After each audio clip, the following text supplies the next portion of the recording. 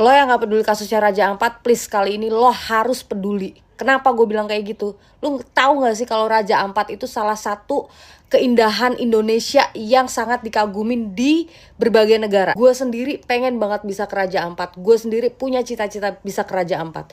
Lo lihat Raja Ampat sebelumnya seperti apa? Indah kayak gini. Lihat yang sekarang seperti apa? Kayak gini. Karena siapa semua terjadi? Karena orang-orang yang serakah, yang maruk. Gue gak ngerti lagi, ini konsep hidupnya kayak gimana. Istilah kayak ngambil emas yang ada di museum. Kalau gak orang serakah, orang goblok itu namanya. Tahu gak akibatnya kalau misalnya ada orang-orang serakah ini yang masih ngelanjutin proyek ini? Ekosistem yang ada di Raja Ampat bakal hancur. Ngerti? Hutan-hutan di situ bakal berantakan, rusak. Limbah-limbahnya akan lari ke lautnya. Akhirnya apa? Ekosistem bawah lautnya rusak semua. Mending kalau misalnya hasil alamnya itu dipakai untuk kesejahteraan masyarakat Papua. Lu tahu sendiri dong masyarakat Papua sekarang aja masih seperti apa sih? Sejahtera? Belum. Gue gak habis pikir sama orang-orang yang ngambil yang serakah itu. Gue gak ngerti lagi. Lu mau memperkaya siapa lagi? Hah? Siapa lagi yang akan jadi calon-calon koruptor nih, siapa lagi? Kegunaannya katanya untuk baterai mobil listrik. Apakah masyarakat Papua pakai mobil listrik? Ini udah orang Papua aslinya tidak menggunakan mobil listrik. Dia tidak menikmati hasil ngerusakinnya itu juga. Terus dia kena imbasnya, kotor wilayahnya. Belum lagi akan mengurangi potensi orang yang akan berkunjung melihat keindahan Raja Ampat. Kalau ada turis datang ke situ, pasti ekonomi masyarakat sekitarnya juga terbantu. Mungkin dia jualan makanan, dia jualan souvenir, atau apapun itu. Gue gak ngerti karena gue belum pernah ke situ ya. Please lah, tolong ikut peduli hal ini. Please, bantu untuk suarakan Save Raja Ampat. Ini kayak gue ngelihatnya tuh kayak ada orang punya anak di satu rumah. Anaknya cantik, lucu, dipuji-puji banyak orang. Anaknya pinter banget, lucu, cantik banget. Udah dibangga-banggain semua orang. Terus tiba-tiba ada yang lirik dari jauh. Oh, anaknya lucu nih, bagus nih, diambil. Maruk. Yo guys, balik lagi tentunya bersama saya Uki Kevin. Nah, ini ada berita terbaru lagi terkait Raja Ampat ya, yang sempat ya viral karena alamnya dirusak ya. Nggak sampai 1 jam, Deddy Mulyadi temui Pak Bahlil. Nah, kita lihat seperti apa videonya ya guys ya, tonton bareng-bareng. Kalah oleh keinginan para penambang karena para penambang itu kan tidak hidup di situ. Dia tidak merasakan bencana, dia tidak merasakan problem lingkungan, dia tidak merasakan apapun. Kalau yang tidak bagus, kita punya kewajiban untuk memperbaiki. Itu kewajiban kita, pemerintah, Pak Gubernur. Tapi kalau yang memang informasinya dan yang dilihat itu bagus, kita juga harus objektif. Berarti Pak Menteri lihat kenyataan di lapangan seperti itu? Jangan lagi tanya saya. Dan Manyaifun, mereka wajib menyampaikan aspirasi mereka secara langsung kepada Menteri Bahlil. Tapi kemudian karena ini dihalang-halangi, mereka sudah masuk ke dalam, ternyata zong. Mereka ke dalam itu tidak menemukan Bahlil dalam hitungan detik.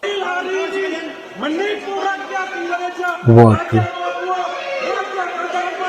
Menteri Bahlil Lahadalia menyebutkan bahwa tambang nikel yang berada di Raja Ampat itu berada di Pulau Gap dan jaraknya 30-40 km dari lokasi pariwisata. Jadi baginya pertambangan itu tidak merusak ekosistem pariwisata di Raja Ampat. Beberapa waktu lalu, Menteri Bahlil jadi sorotan karena pertambangan nikel yang membuat netizen mendesak pemerintah untuk bersuara dan menyetop aksi ini karena merusak lingkungan, merusak terumbu karang dan keanekaragaman hayati yang ada di Raja Ampat. Nah, ternyata tambang nikel ini dibuka di pulau kecil, yaitu di Pulau Gap. Saat ini sudah dilakukan penghentian sementara oleh PT Gap Nikel yang merupakan anak perusahaan dari PT Antam Tbk. Jadi, mereka dituduh merusak ekosistem Raja Ampat. Akhirnya Bahlil, selaku Menteri ESDM menegaskan bahwa aktivitas pertambangan di PT Gap Nikel itu jaraknya 30-40 km dari Pulau Piainemo dan dianggap tidak merusak lingkungan. Karena bagi Pak Bahlil, Raja Ampat memang harus dilindungi karena merupakan wilayah pariwisata. Aktivitasnya saat ini sedang dihentikan karena publik mendesak dan Pak Bahlil beserta tim dari ESDM sedang melakukan sidak ke lokasi. Ini khusus buat Pak Menteri Bahlil ya. Kita tahu Bapak, lokasi penambangan itu bukan berada di titik lokasi destinasi yang terkenal di Raja Ampat. Kita semua tahu itu Bapak. Jaraknya bahkan puluhan kilometer kilometer. Tapi Bapak mikir nggak? Kalau dia udah di destinasinya, kita masyarakat Indonesia bukan ngamuk lagi di sosial media. Orang bakalan berbondong-bondong udah murka semurka-murkanya di depan istana negara. Bahkan bukan cuman kita masyarakat Indo, dunia bakalan mengecam kalian kalau udah ke destinasi utamanya. Cuman permasalahannya bukan hanya soal destinasinya, Pak, tapi soal perampasan hak-hak hidup. Lagian, Pak, siapa yang menjamin kegiatan kepentingan sesaat seperti pertambangan ini tidak memicu kerusakan alam sekitar? Tuh kan, setelah rame kayak gini, barulah kalian bilang ada pelanggaran di pertambangan sehingga dihentikan.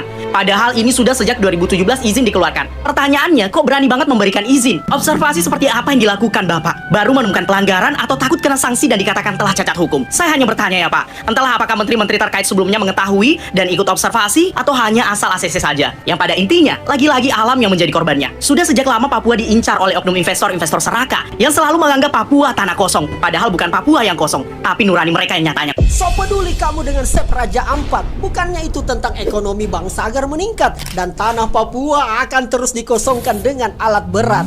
Negara kita memang sedang dalam gawat darurat. Semua atas nama pembangunan kekayaan alam disikat, yang keuntungannya hanya untuk kalangan pengusaha dan pejabat. Tak sampai hati melihat Raja Ampat yang indah dikeruk, diakui sebagai warisan dunia di negaranya sendiri ditabrak tubruk, berlindung di balik izin setoran lancar, yang penting barang itu masuk.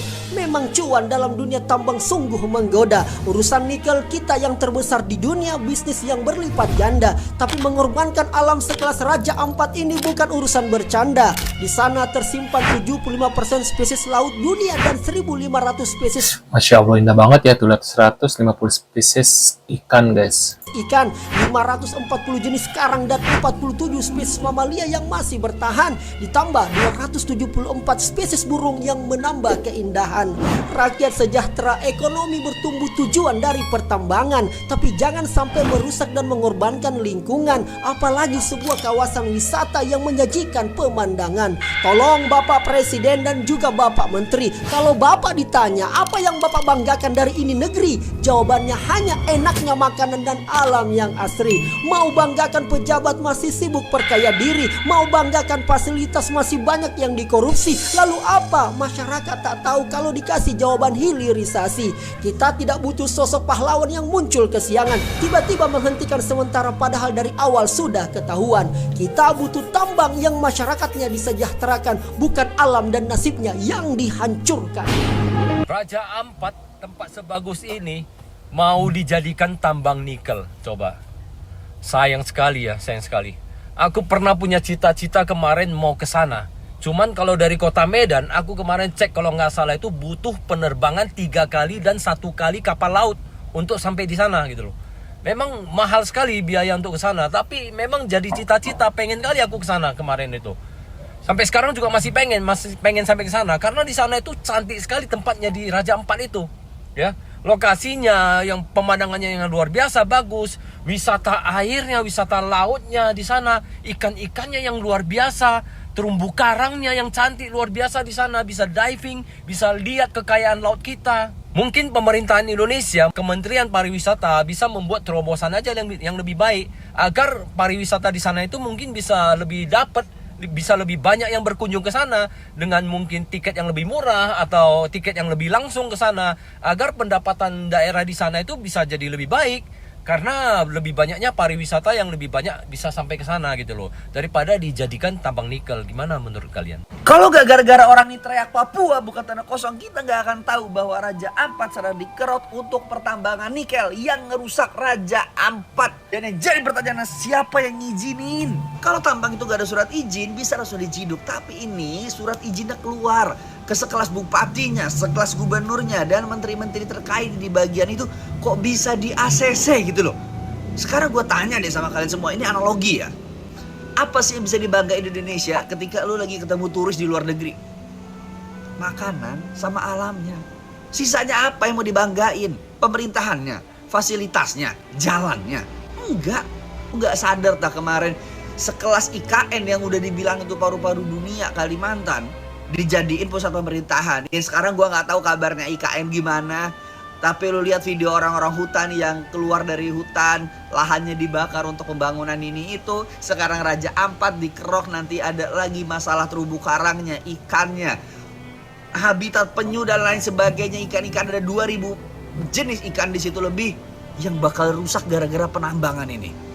Jujur kalau lo yang nggak tahu gue tuh suka banget Indonesia Timur. Gue backpackeran ke sana, NTT, Maumere, Flores dan lain sebagainya. Dan gue baru sadar memang bener bahwa Indonesia Barat dan juga pemerintah itu jahat sama Indonesia Timur. Lo perhatiin, apa hasil alam yang diambil dari Timur hanya akan dibawa ke Barat dan untuk pembangunan di Barat sendiri. Tapi dari Papua dan daerah Timur, dari hasil alamnya yang dikerok, apa yang mereka dapetin? Dan sekarang kalau kita nggak ngeramein, kita nggak gerakin sampai kedenger, sampai jelas dan ke atas, yang paling atas, kita nggak akan bisa ngebantuin bahwa Raja Ampat jangan sampai rusak. Tugas gue udah ngonten, udah ngebuatin, ngeviralin, tugas kalian nge-share video ini, kita ramein, biar ini video sampai ke top-top, ketemu sama orang-orang bener yang bisa nutup tambang nikel yang ada di Raja Ampat. Nah guys ya, aku dengar sih kemarin ya di TokTok ya, VT-nya dari Sansabella, katanya sebenarnya tambang nikel ini sudah dibuat dari zaman Soeharto katanya guys ya. Nah tapi kenapa baru sekarang ke blow up gitu guys ya, ada apa katanya, tapi bener nggak nih? Aku takutnya salah, aku taunya dari kabar dari Sansabella pernah bilang seperti itu ya. Entah bener apa enggak dari ucapan dari beliau itu, karena aku lihat juga komentar-komentar dari para netizen, ini mah buzzer, baja yang dibayar supaya mengalihkan isu, katanya seperti itu guys. Menurut kalian gimana nih? Tulis di kolom komentar. Terima kasih sudah hadir dan kita akan bertemu lagi di video selanjutnya. See you guys.